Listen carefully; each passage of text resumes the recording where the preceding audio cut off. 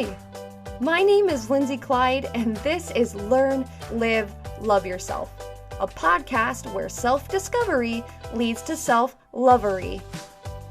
Each episode, I am delivering fun, practical ways to peel back the layers of your life and tap into that deep down you. Changing your mind one challenge at a time, this podcast will get you loving yourself better every day. It's time to grow. Come learn, live, love yourself with me. Episode 15, Parenting Teens with Confidence, an interview with Kristen Goodman. Our kids are our life's work. We feel like a painter, and they are our masterpieces. We pour our whole hearts and souls into cultivating their behavior, their life experiences, and so it's no wonder that when they decide to follow a different path that we, as mothers or as parents, are heartbroken and completely wrecked. We say, "Oh, my creation, my masterpiece. How could it have ended up this way? I tried so hard, but I must not have tried hard enough." In our minds, there's just no other way that our children could go astray or become distant, except that we had failed them somehow. But here's the newsflash. Your child's behavior is not a reflection of you as a mother. I don't have any teens yet, but already I can see this struggle for control between my older daughters and me, and it's freaking me out. And so that's why I've brought Kristen Goodman from Living Proof Coaching here today to help us get some perspective and give us the tools to deal with our delinquent and distant teens. Kristen, thank you so much for being here today. Thank you for having me, Lindsay. I'm really excited to get to talk about this. I have been following you on Instagram, and I'm just so impressed with all the things that you come up with or have learned through your coaching. I love getting your stories, your Teen Tip Tuesdays. Listeners, go onto Instagram. We'll give you her information later, but she is definitely somebody worth following on Instagram. That's so nice of you. Thank you. I really enjoy sharing everything about positive parenting with teens. I think it's just the space that I am in that I found I was having a struggle with, like you were mentioning before. It's really hard to lose that control or that sense of control that you want to have and that you had when they were younger, and then they grow up and become teenagers and they want more freedom and independence. And I found that to be really tricky. And through coaching, it just really helped open my eyes to a new way of parenting. Yes, that sounds so good to me because I don't have teenagers yet, but they are acting like teenagers. I don't know how to deal with it. Yeah. Okay, but before we get into that stuff, will you just give us a snapshot of your life? Introduce yourself to me and the listeners. Sure. So I was born and raised in Mesa, Arizona. It's a suburb of Phoenix. And I'm married. I have 4 girls. I've been married about almost 19 years this year. Congratulations. Yeah, thank you. And so one interesting thing is that growing up, I didn't aspire to be a mom. I didn't love babysitting. I didn't love kids. But once I started having my children, I just loved being a mom. It just became something that I really loved. But I realized later that I put so much of my own self-worth in how my kids behaved and how they looked, and just my self-worth in how I parented through my kids, and how detrimental that was to my parenting as my kids got older. So that's kind of what propelled me into coaching in the first place. So you said that you were struggling with this transition, that the way your children looked and behaved, made an impact on you and made you feel less than or buoyed you up, depending, I guess, on how they were. Is that right? Yeah, definitely. And I should add, so right now my oldest is 16. I have a 14-year-old, an 11-year-old, and a 9-year-old, just to give you some context there. And I've Wow. always loved self-help. So anything self-help, I loved. I loved reading books. I have always been into personal growth and self-development. And so I've always felt like we have such potential and we needed to rise up to our potential. And somewhere along the lines of when my kids were younger, I just threw everything I had into their self-development, that I kind of lost my own sense of self, if that makes sense. Well, and just so it just kind of created a conflict for me when my kids got a little bit older and wanted more independence. I had to really question my own self-worth and my own value as they all went to school and I was a stay-at-home mom. And that's where I really found that I started to struggle. And so you got a life coach for yourself before you became a life coach. Is that correct? That's right. So that's what really propelled me into life coaching. I also was diagnosed with PMDD, which is like PMS on steroids, essentially. But I was very leery of accepting that was the case. I felt like my problems were because of everyone else around me or because of my own inferiority. Like I wasn't good enough. And so all of that pressure and at certain times, it was just debilitating for me to where I would get really angry or really frustrated and overwhelmed. And it just was really debilitating for me. And because I loved mothering so much, it was crushing because I knew I wasn't being the kind of mom that I was capable of being and that I wanted to be. So that's also what propelled me into finding a life coach. I never really knew what life coaching was. It's more of a newer thing too. And so what I was going to do is I was realizing I needed some therapy. And so that was something it was never introduced to me in my life. It was something I really didn't know anything about. I thought only people that had traumatic experiences went to therapy, or people that were really mentally unstable went to therapy. I didn't know it was for normal people. And now I recommend therapy to everyone, life coaching for everyone. I never did go to therapy. When I was looking into therapy, I found a life coach and realized that was more of the direction that I needed to go.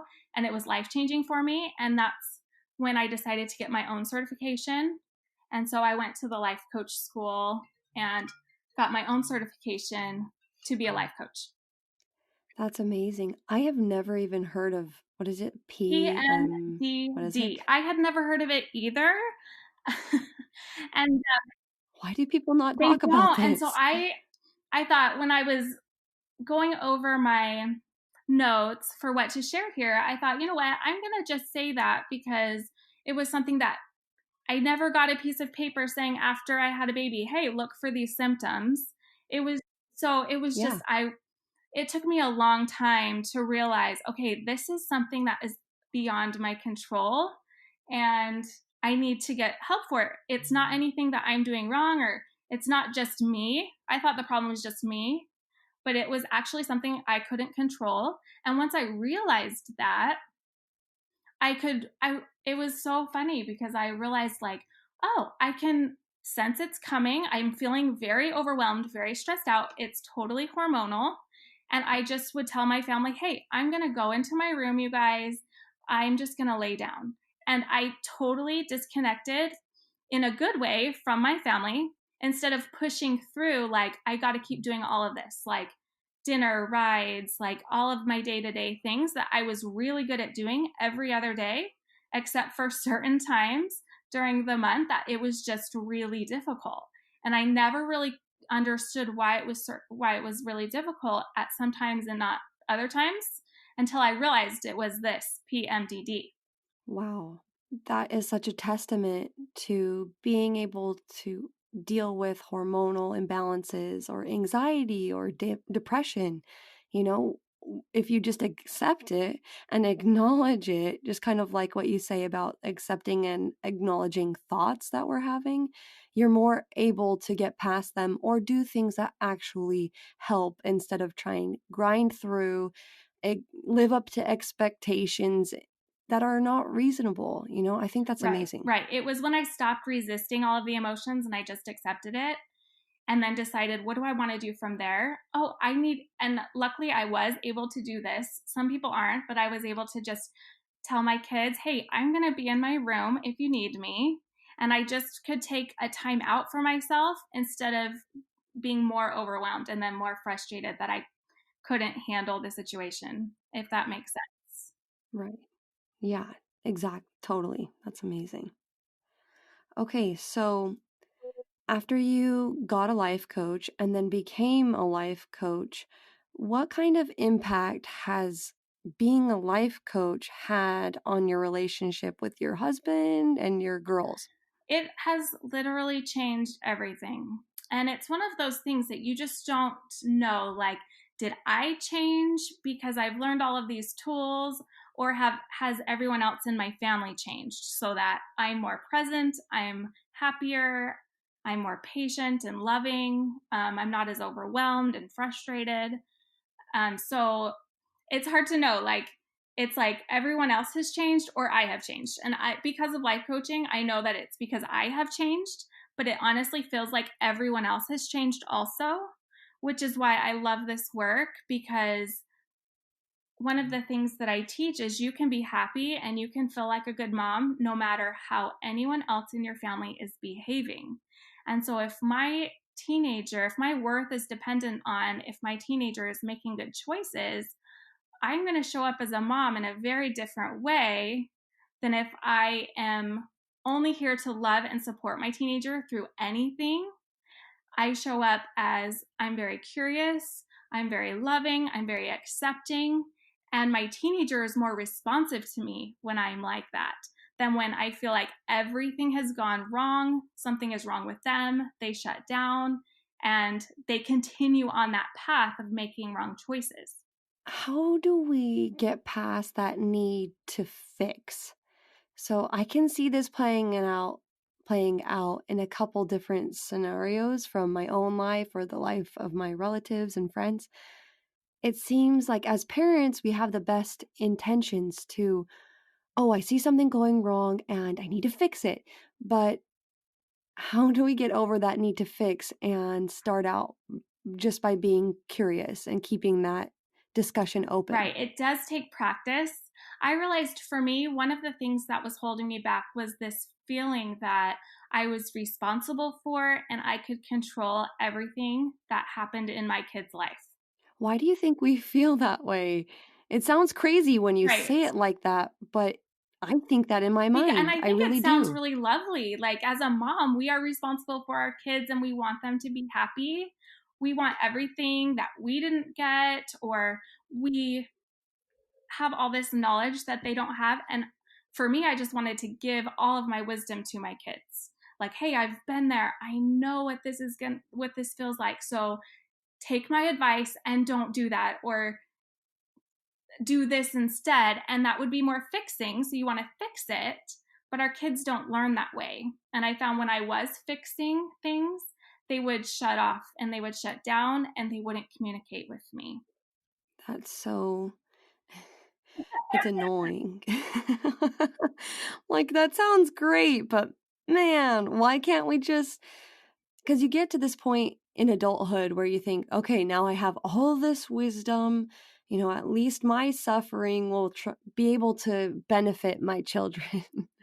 But coming from this perspective, I guess it does still benefit, but just in Right. a And I different have found way. that my kids do listen to me, especially now.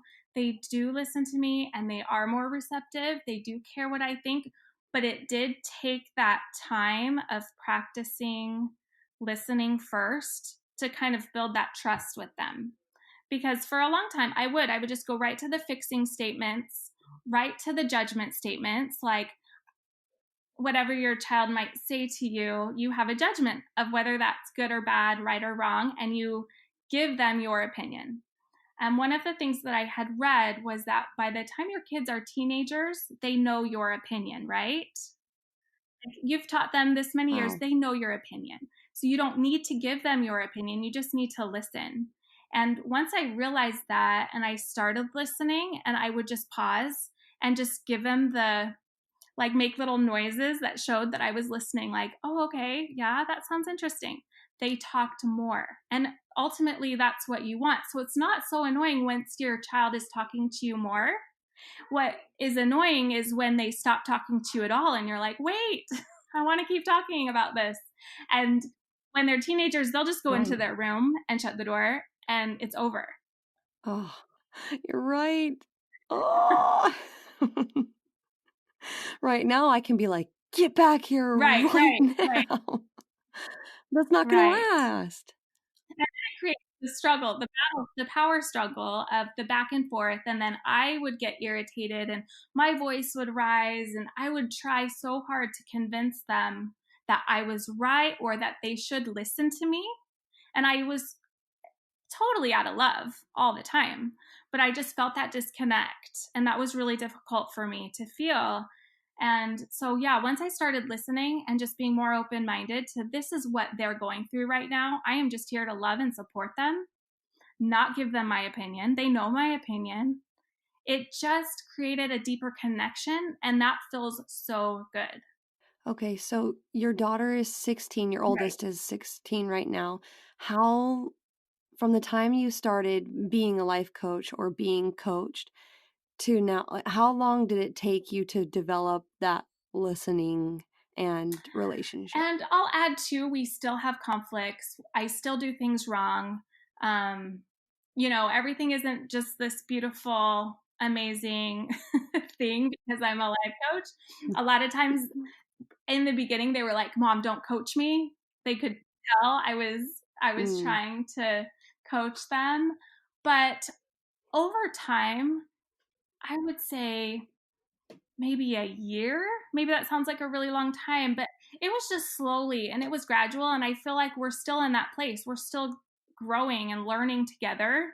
I don't feel like there's ever a point where you just feel like, okay, I've made it, everything's perfect. There's no such thing.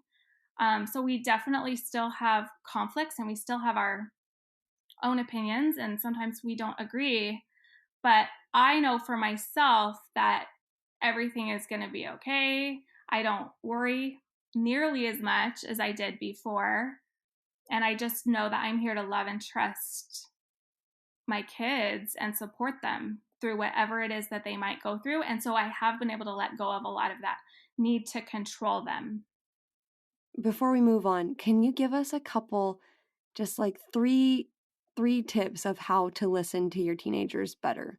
If you could just give some basic things that we could start doing today to be better listeners, what Yeah, would they for be? sure. So, um, I was thinking of three examples. One came from my own life just not very long ago. As my daughter's getting older, she wanted to go to a party, and I was responsible for taking her and her friends to this party. Well, I felt like this wasn't safe for her to go to this party, and for myself, I couldn't allow her to go. So I dropped her friends off at this party and I made her stay in the car and I brought her home. And there were things that I just really felt like, with the information I had, this was my decision, and I didn't allow her to go. And she was so mad at me. I don't think she talked to me for 2 days.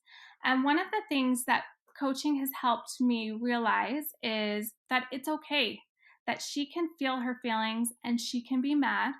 I don't have to be mad. And I didn't have to convince her all of my reasons why she couldn't go to the party because she knew my reasons. She didn't like them, and that was okay too. She doesn't have to like my reasons.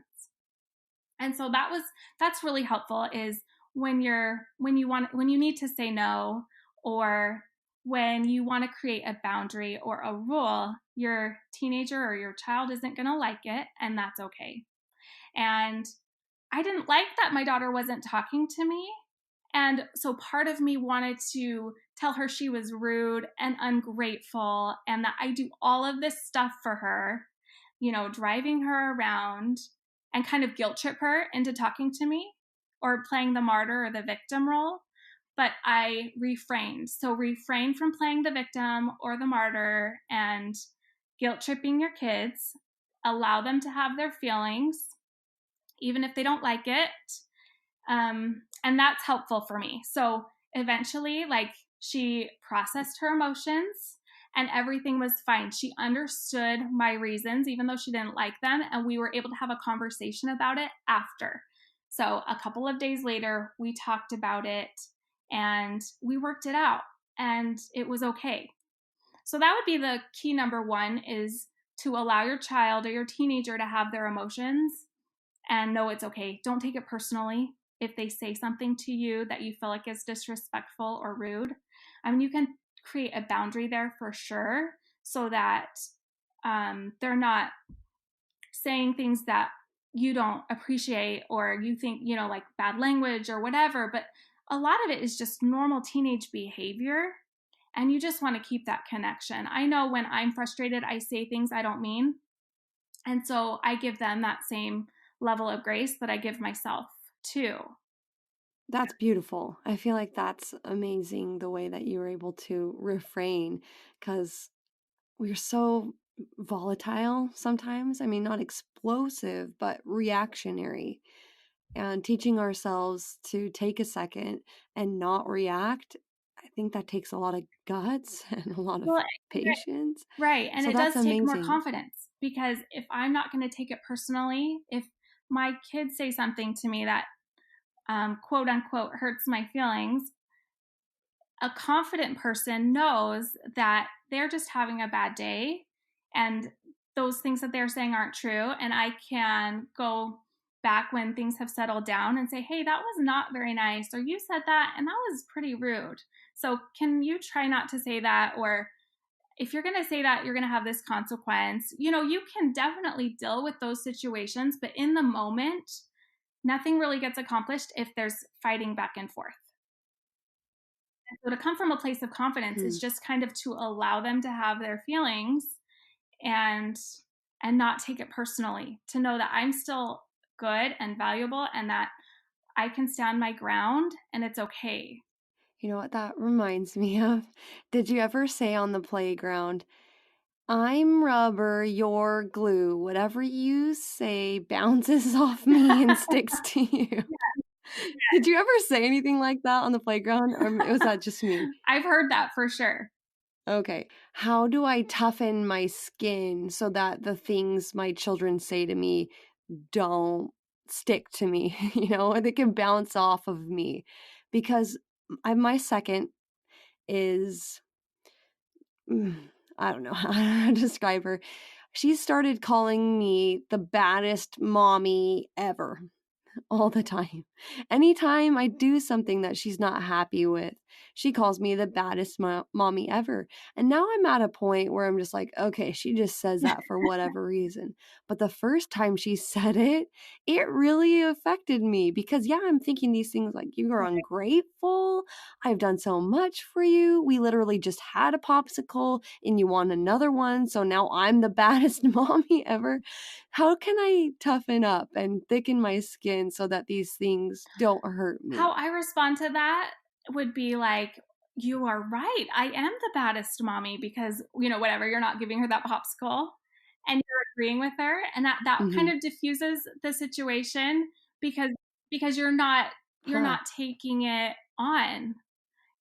She can think that you're the baddest mommy, but you don't. You're like, I am a loving mommy and I love you. But if you want to think that I am the baddest mommy in the world, you can think that, and I love you anyway. And because that she doesn't really think that you're the baddest mommy ever. She's just, however old she is, Right. She's totally being a normal 4-year-old. And it's okay. But I think when it hurts us, there's a piece of us that believes whatever the other person is saying about us. So when we do feel that sting, or we do feel hurt, we have to really question, why is this hurtful? Why is what they're saying hurtful to us? Part of us believes that they might be right. And so just knowing that other people can think whatever they want about us, and we don't have to agree with them. And I take that same concept with my kids. My kids can think I'm the worst mom ever. I know I'm not. I know I'm trying my best, and I show up that way.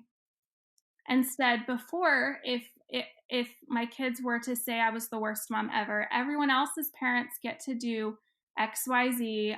You're so strict. And it would create so much stress in me, because I would be like, no, I'm not. I do so much for you. And it does hurt, but that's what coaching helps you see, is that it's okay for other people to think whatever they want. And I get to show up in the best way that I know how. And when you don't take it personally, you'll show up in a more confident way. So that's when you can say, you might be right. I am the worst mom ever. And that she would probably like, what? Right. They're kind of caught off guard. And then they're like, wait, what? And then, maybe the next time you're like, I'm the worst mom ever. We're not having any popsicles all day, or whatever you do. Like, your brain finds other answers when you're not in the drama. So if I create drama for myself because my kids are saying Right. things that I feel are hurtful, I'm not going to access that inner wisdom that's going to find other answers, if that makes sense. And so, yeah, I found that just even agreeing with them, like, you're right, I am the worst mom ever. But in a more joking way, I don't believe I'm the worst mom ever, but they can. And Mm-hmm. you really want me to be the worst mom ever, just wait. I will. And it just creates a little more fun in it, instead of, you can't say that, that's really rude, because our kids are going to say rude things, and it's okay, and they don't mean it. They're just being normal kids. That's perfect. I saw this quote on Instagram today and I realized you liked it too. I took a screenshot of it. It's from Sweet Me Project. She put on a quote up there from Brigham Young, which says, "Why should we worry about what others think of us? Do we have more confidence in their opinions than we do our own?" Which I thought, whoa, if you actually stop and think every time something hurts your feelings, do you really believe that person's opinions are more accurate than what you think about yourself? So maybe Right. that's something That's I can really good. remember. And it's good to question that, because I feel like through coaching, there's a lot of questions that you ask yourself that you wouldn't normally ask yourself. Your child says something to you that you feel is rude, and you kind of just stop right there and you're like, that was rude. They shouldn't say rude things. You don't question it. You just go right to feeling frustrated or angry, right? But with coaching, it helps you go, wait a minute, that hurt that they said that. Why did that hurt? You take full ownership of how you feel. Other people can't hurt our feelings. Our kids can't hurt our feelings. Our kids can't say things that hurt our feelings. We have to take full ownership of how we feel all the time, 100%.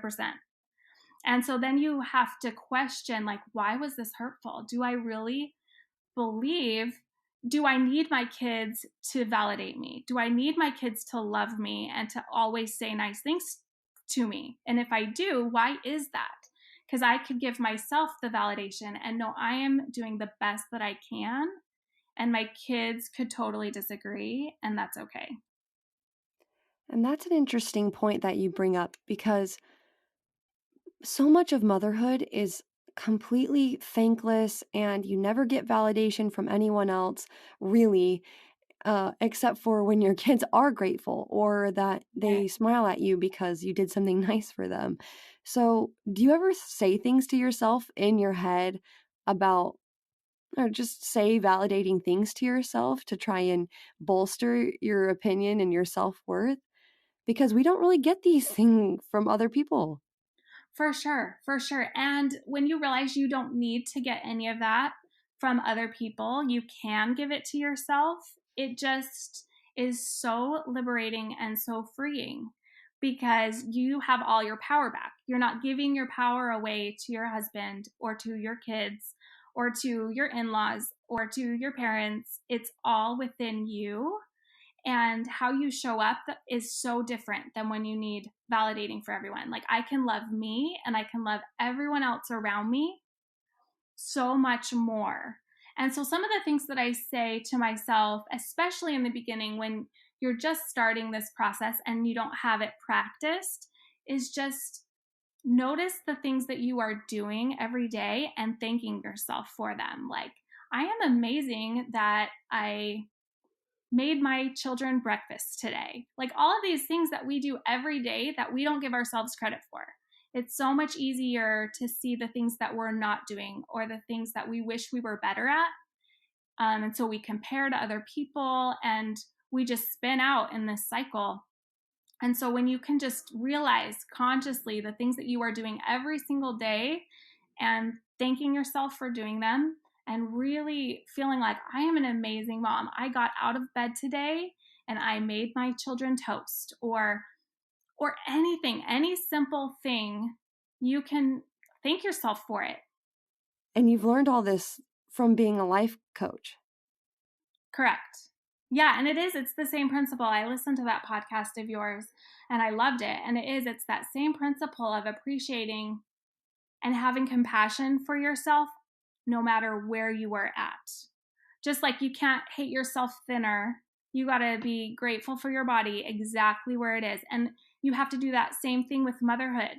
I think we put a lot of pressure on ourselves to be the best mother or to, I don't know, be that Pinterest mom. And so we just never feel good enough. We don't let ourselves feel good enough.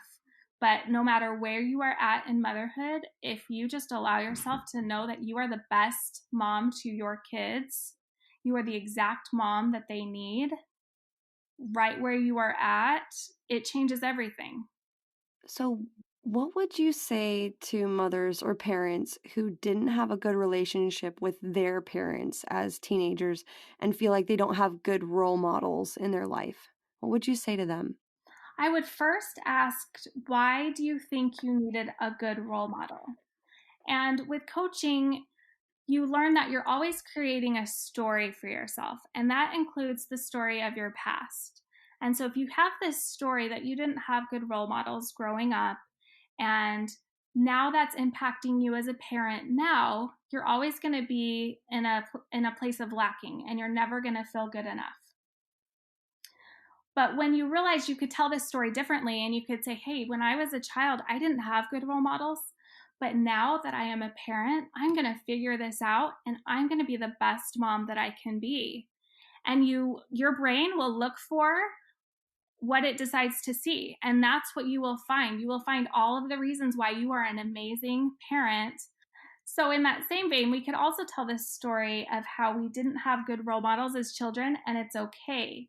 Like, that's the hand that we are dealt, and we can take that hand and create something beautiful from it.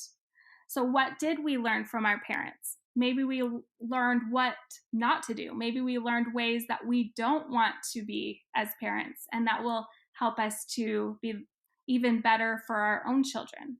So it's all in the story that we create for ourselves, and it's picking that story that's going to serve us the best. It's all in how we think of it. That reminds me of my episode number 2, which is rewriting your stories. And I never thought about that from my relationship with my mom and dad. And I mean, I had a great relationship with them. Mom, I know you're listening. I love you. Thank you so much for all you did. But that's so interesting, rewriting your stories or even writing the stories of the good things that your parents have done so that you can emulate those and you have something to look at and to refer back to. I love that. So, what would you say to someone who says, it's too late for me? My kids are grown. I've got, I don't know, a 22-year-old who is still on the rocks with me. I wish I had known this earlier. What would you say to somebody who is thinking that right now? I would say it's never, ever, ever too late. It's never too late to create the kind of relationship that you want to create with those people around you. And it starts with yourself. So in coaching, we begin with noticing all of our thoughts.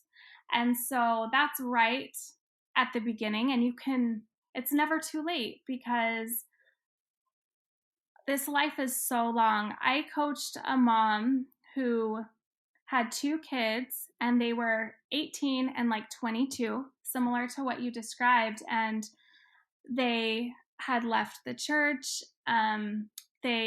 One of them had quit school and she just really struggled. She felt like a total failure as a mom. And as I was coaching her, we started with all of the thoughts that she was thinking of. Why is this a problem for you? Because all the things that she was telling me could be absolutely true and create this whole problem. And one of the things that I help moms see is sometimes you get into this time machine and you take the circumstances that you're in now and you go in time to the future, and it's never a good scenario. You never go, okay, my child is in this situation right now. They're doing drugs, and it's going to serve them in the future because they're going to overcome this addiction and they're going to be amazing. Our brains don't do that. They go immediately to the future, worst case scenario. And so a lot of the thoughts that she was giving me were that worst case scenario situation. And so with coaching, you just really rein it in and focus on what you're dealing with right now in the present moment. And how could you look at this? How could you see this right now in the present moment? How do you want to feel about it? You know, you don't want to feel loving and happy if your child is struggling, if they're addicted to drugs. But you also don't want to feel worried and like their life is over, because that's how you will show up as a mom and they won't respond to you. So how can you think thoughts that are going to create feelings of love for this child? And then when you feel love for this child, what do you want to do with this child since they are in this situation? And that's what we do with coaching when I am coaching someone who's struggling with their child making poor decisions. And so when I was coaching this mom, I just had this thought, because I'm a religious person, and I just had this thought, like, we are not put on this earth to be parents and to fail 18 years after we have this beautiful baby. Like, this is not our purpose, to feel like a failure. And so that helps me really stay focused on my own kids and in that mindset of I am here to love and support them through all of it. Like, there is no pass fail for me. I am just here to love and support them. And that helps me stay out of that messy drama, worst case scenario. That feels so strengthening, because that's something I can do. Right. Right? I can check that box. Right. Even though if it's hard to stay close to somebody who's making horrible decisions, but I can support them no matter what they do. Yeah. Well, and just the way you support them from a place of love will look different than how someone else supports them from a place of love. And so it just creates that you don't have that comparison anymore.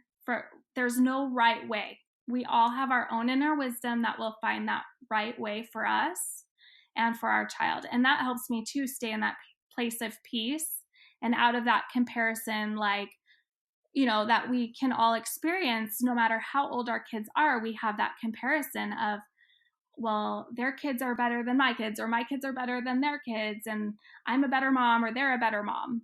And that's debilitating as well. Exactly. It's all these thoughts that we have to purposefully push away and think, no, I'm going to be in charge of what I take in, what I think about myself, and then what I put out, like what comes out of me in these situations, and hope that we are guided by our inner wisdom, like you said, or the spirit, Right. if you're religious, Right. that you have trust with that. And also give yourself grace when you don't do a good job at it, right? I mean, if I beat myself up over and over for the mistakes that I make each day, I'm not going to make any progress. Right. Right. And that's exactly right, Lindsay. So it's recognizing it day after day, how you are feeling and how you want to show up with your child, especially if they're struggling, because it's really easy to show up as a confident parent when everything is going well, when your kids are behaving perfectly, and you know, you're all there sitting in the front row at church. It's really easy to be like, I am super confident, I'm an amazing parent.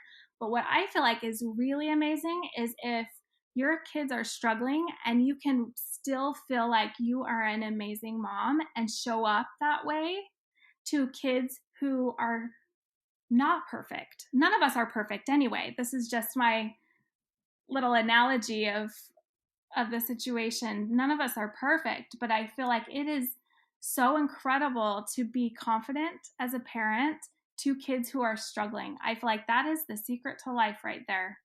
Because they'll look at you and see your faith and your confidence and your reassuredness.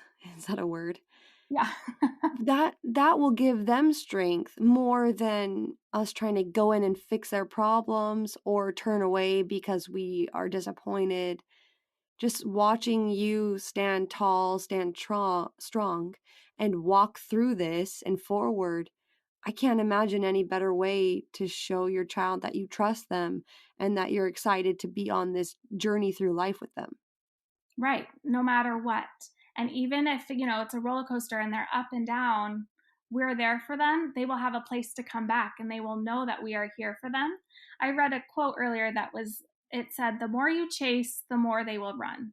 And I feel like that's the case with teenagers. The more you chase after them and try to fix their problems or try to control them, the more they will run after those things that won't serve them. But when you just let them, when you have that trust, like you said, in them, even if you're filled with worry, like you don't know if this is one of the things that I did with my daughter the other day. I didn't know what she was doing. And it was one of those things. She wasn't doing anything wrong, but I felt that worry rise up. And I really wanted to be like, no, that's not a good idea. Just come home. But I knew if I did that, it wouldn't create a connection with us. And so instead of saying that, I texted her, I trust that you will make good decisions. I trust that you will stay safe. And that's all I said. And she said, thanks, Mom, with a kiss face emoji. And we had that connection. I didn't let that worry and those thoughts of worry affect the way I interacted with her.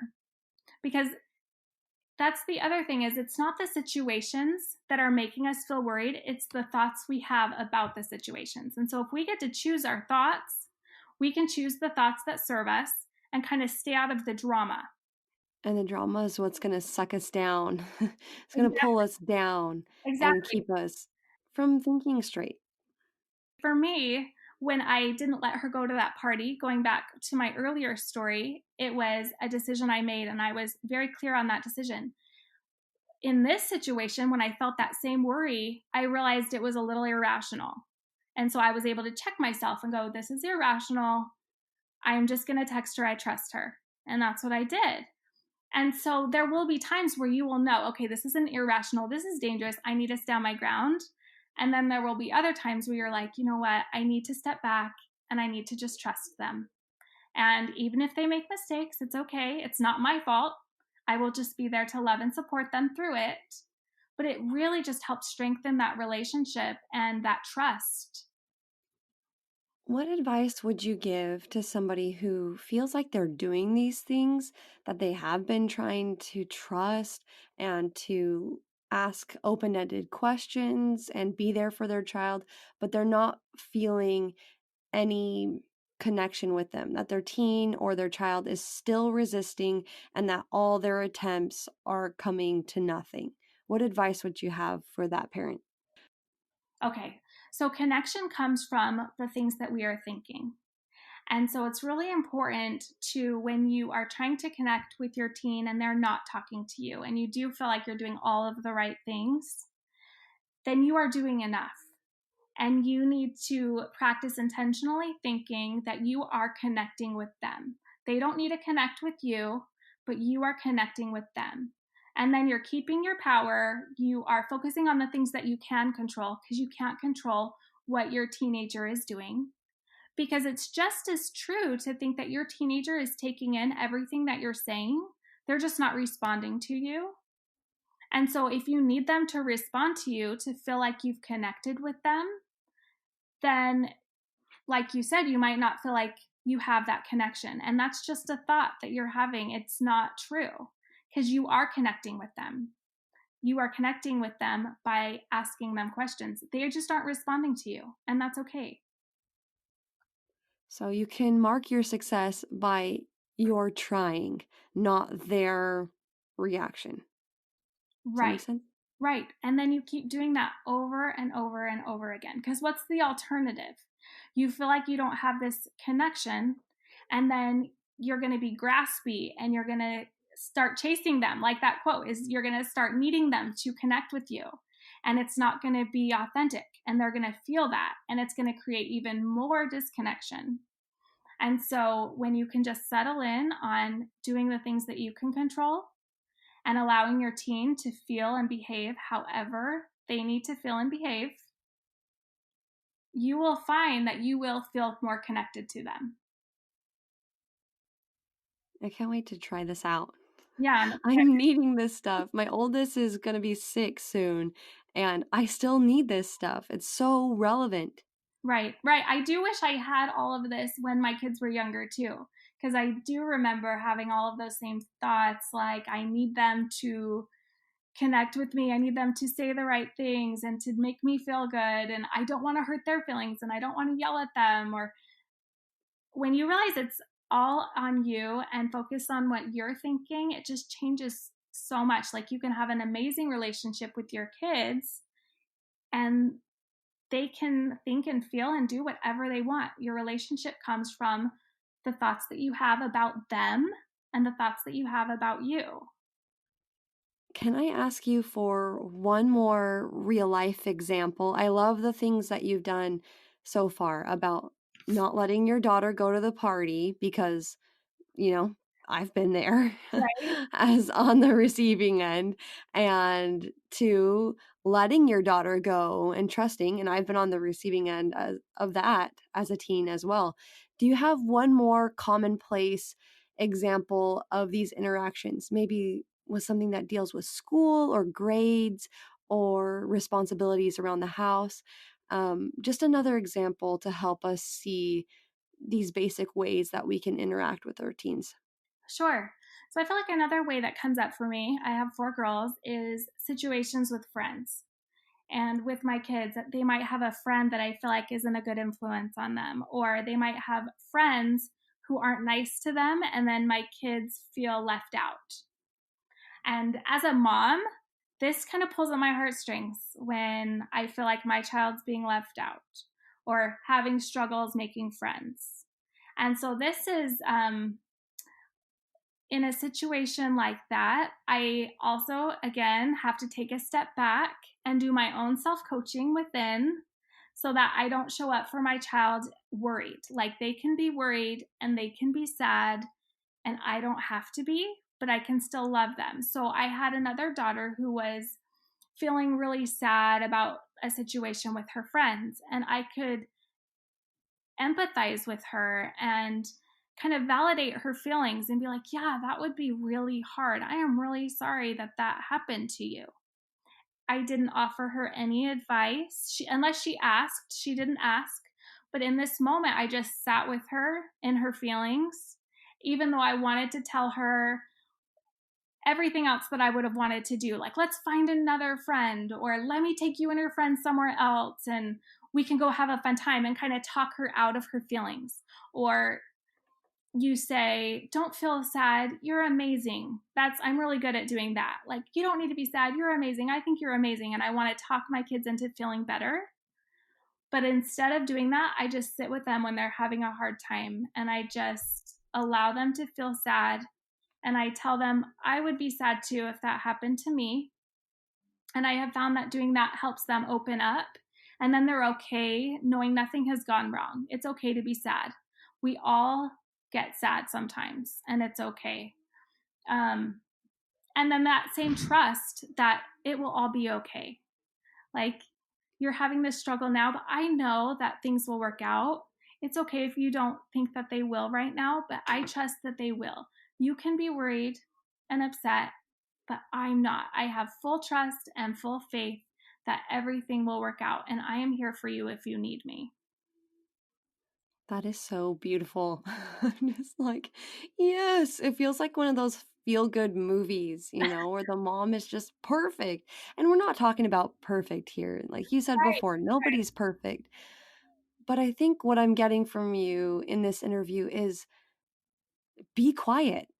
Yeah. Yeah. Just stop. Don't talk. Be quiet. Be still.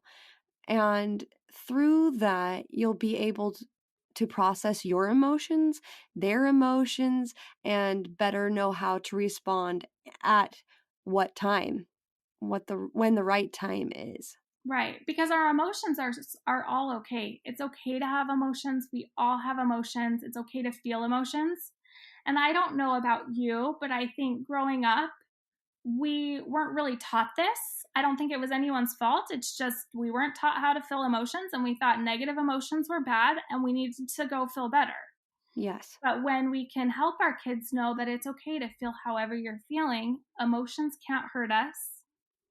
You can process them and move forward. I really do feel like that helps with then when they're older and they need to, you've got those addictions and you've got those struggles that are created because you don't want to feel negative emotion, because things are happening that you don't like or that are bad. And so you go and make choices that aren't going to help serve you, but they distract you from, feeling negative emotion, if that makes sense. Yeah, like coping mechanisms Yes. outside of ourselves because we can't deal with it within. Right. Right. And so learning how to deal with the emotions, I feel like, is just the first step. And as parents, if we can model that for our kids, it will help them so much. Kristen, this has been so eye-opening for me because I've been having real struggles with this second daughter of mine. Lucy, if you're listening to this, I love you. In the future, I think she's just so similar to me that we butt heads. And I haven't been able to take that step back and process these things and take ownership over my own emotions and thoughts. So this has been so helpful, and I'm sure everyone listening is thinking the exact same thing. So I want to ask you for resources. First, please tell us about your business, where people can find you if they want a coaching session with you or setting something like that up, and then other resources you would recommend. Sure. So my website is KristenGoodmanCoaching.com. And from there, you can go to my Work With Me page and schedule a session. I do all of my sessions for free for the first time. And we can really dig deep into one specific situation and help you get leverage over that. So you can, even just one session, you can help your children, you can help yourself self coach in the future. I do have a program that is 6 sessions long that I offer. So it's ultimately like 7 sessions because it's the free session plus 6 more, where we will go into all of the different tools that I teach.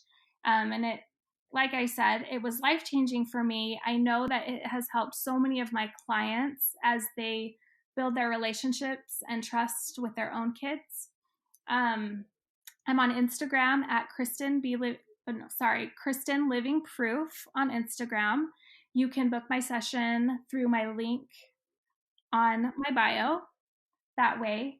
Other resources, podcasts, I listen to podcasts all of the time. Light the Fight is a really good resource for parents of teens. I enjoy The Virtual Couch. That's another therapist podcast where I've learned a lot of these tools as well of how to communicate and how to listen, and the fixing and judgment statements that we like to offer that aren't useful. The host, Tony Overbay, talks about those. There's one of my favorite books is Boundaries by Dr. Henry Cloud.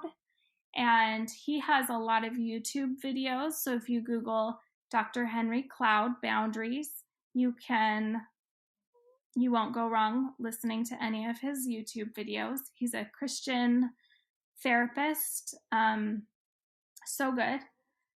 There's another Instagram account that I like that, I think it's called 10 Minutes Together. Yeah, 10 Minutes Together.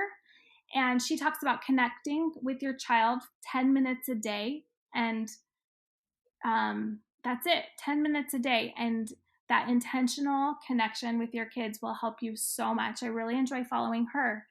I think just one of the phrases that I wrote down that I could end with is helping your children know that you see them, that you understand, and that you matter. So for your children, that you see them, you understand them, and helping them see that they matter is just something that I feel like is so important, and that we all as parents want our children to feel. It's just learning how to, like you said, step back, be quiet, and help them see that. Amazing. Beautiful. Wonderful. This has been so uplifting, Kristen. I cannot thank you enough for taking your time, working with me through all the technical stuff about this interview, and being present and sharing your wisdom. I think what you're doing is so valuable, and I'm sure everyone listening is thinking, oh my gosh, I need to talk to her. Oh, I'm going to be calling you for stuff with my kids, because if I can learn this now, hopefully it will set some good, structure for when they're older and for the rest of their lives. So thank you so much for being here. Thank you for allowing me on your podcast. I love the work that you do as well, and you're on your way. You're going to do great things. Thank you so much. All right, everybody, who is inspired? Who is ready to turn around and go interact with their children right now? Mine are all asleep, but when they wake up in the morning, I am going to try and practice these things, because if I can get control over my own thoughts and not be so reactionary, I can see my life going so much better. Now I can learn who I am as a mom and learn how I'm viewing them, my children, my husband, and then live this. Go out and just be confident in what I'm doing and giving myself some grace when I make mistakes. So remember, everybody, each week we have a pop challenge, which is a power of practice challenge, because it's fun to listen to podcasts and then, not do anything about it. No, that's not fun. We need to change our lives. And this is how we're going to do it. It's by practicing these things that we're learning. So the pop challenge for this week is this. Look for the strengths in your teens or your children if you don't have teenagers. Choose to see the good in them. So for this week, I want you to start by writing down some of their strengths. If you have more than one kid, for each kid, write down their strengths. And then when a negative thought comes about your child or about the situation that you're having with them, I want you to redirect that thought to the positive things you wrote down about them. And just to give you some accountability, please come onto the post that says Parenting with Confidence on my Instagram and tell me one thing that you love about your teen. Brag about them a little bit. I know that as we are doing these things together, we will build ourselves up and we will build up those who we influence daily. Thanks for listening, everybody. I'm Lindsay Clyde. This is the Learn, Live, Love Yourself podcast. Subscribe, and next time, bring a friend.